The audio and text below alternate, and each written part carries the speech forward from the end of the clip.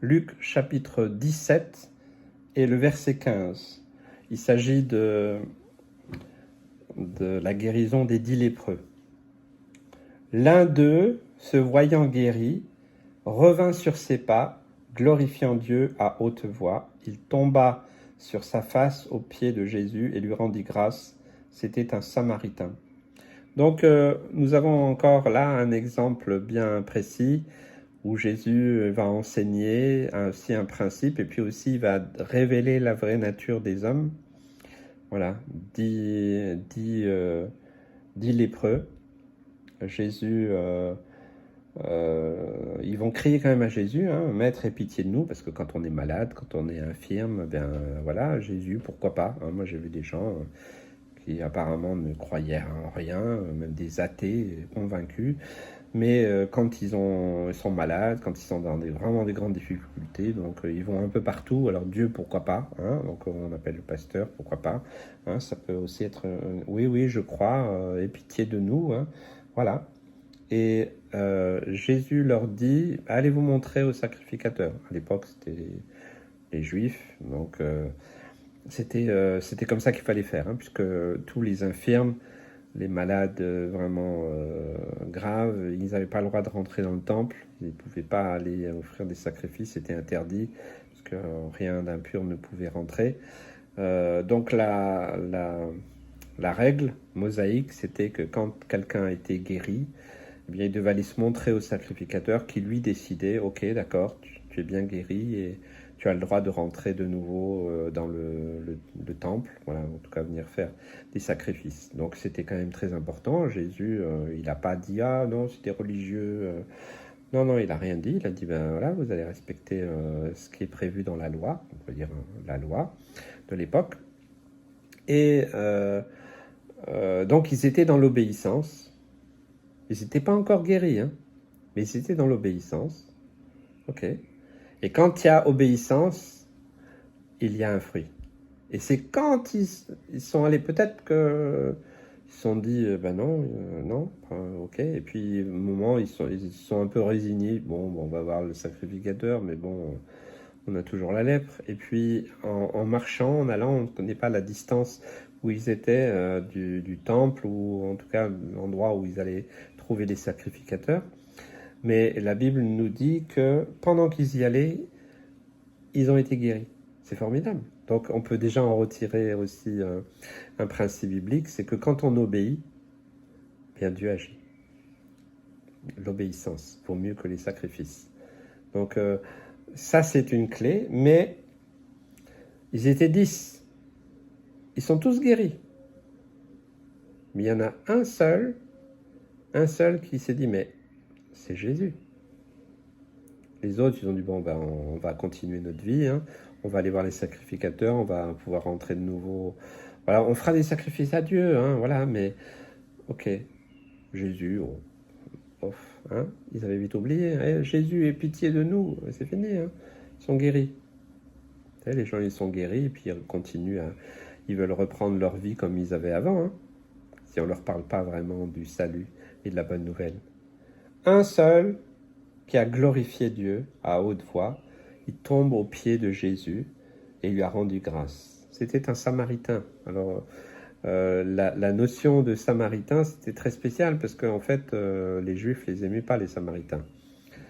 Alors, il y a eu plusieurs dominations, mais il y avait des gouvernants, des rois qui avaient été chercher, ils avaient été chercher des gens un peu de partout.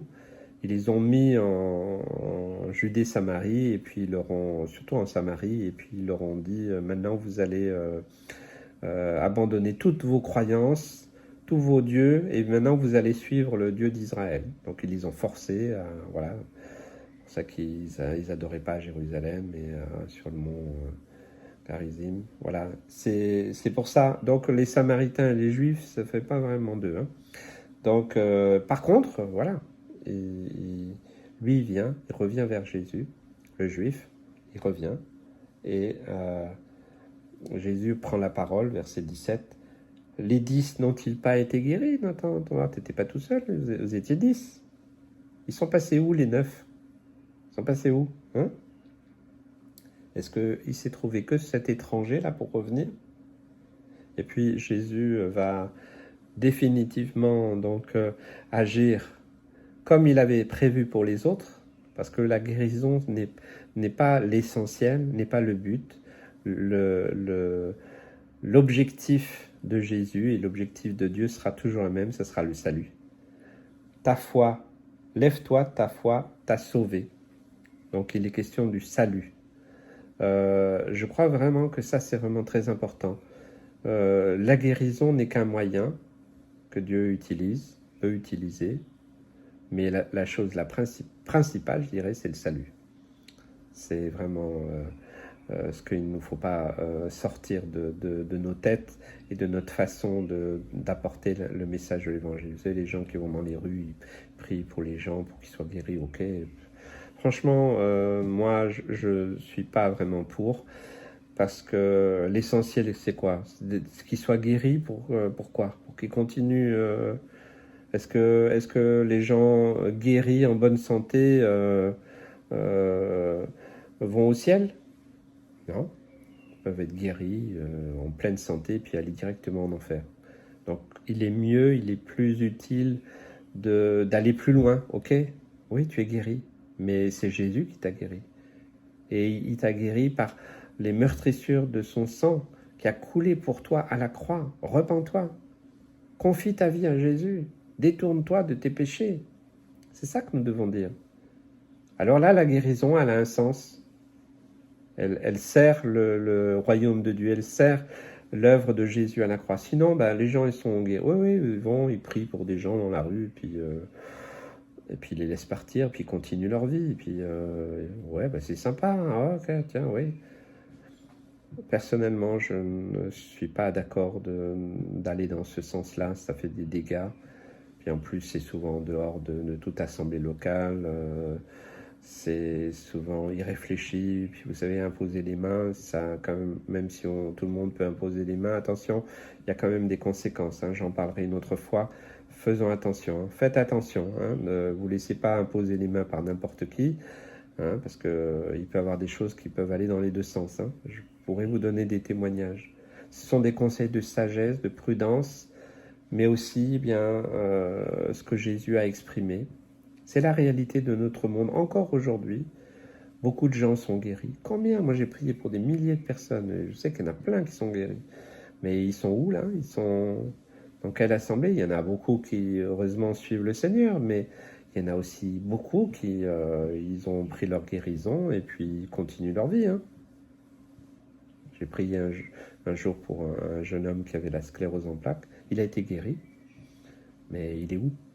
Voilà, il est revenu, il a dit ouais, je suis sauvé, oui, je lui ai donné une Bible, j'ai essayé de lui dire qu'il fallait qu'il s'engage vraiment avec le Seigneur. Non, il a continué sa route. Je ne sais pas ce qu'il est devenu, j'espère que quelqu'un d'autre lui a parlé, qu'il a fait son chemin, ça c'est possible aussi, mais vous voyez, si on axe tout sur la guérison, il y a des mouvements, des dénominations, ils font des grandes séances de prière pour la guérison, pour la délivrance, et puis ok, c'est spectaculaire, c'est un peu... c'est médiatique, ok, mais voilà, au final, ça sert quoi? Si le but, après, c'est vraiment le salut, ok, j'ai rien à dire, mais c'est pas toujours le cas. Hein. C'est souvent pour faire mousser un peu le ministère qui va croire qu'il a reçu... et il va laisser l'orgueil le gagner. Quelle tristesse. La gloire doit toujours être pour le Seigneur. Lui, il est venu, il a glorifié Jésus. Quand tu es guéri, quand tu pries pour quelqu'un qui est guéri, glorifie le nom du Seigneur. Seigneur, je ne suis qu'un serviteur inutile. Tout est grâce. Seigneur, j'ai simplement prié par la foi. Et je crois que tu es tout puissant. Et vous verrez simplement Dieu agir. Que Dieu vous bénisse et vous encourage.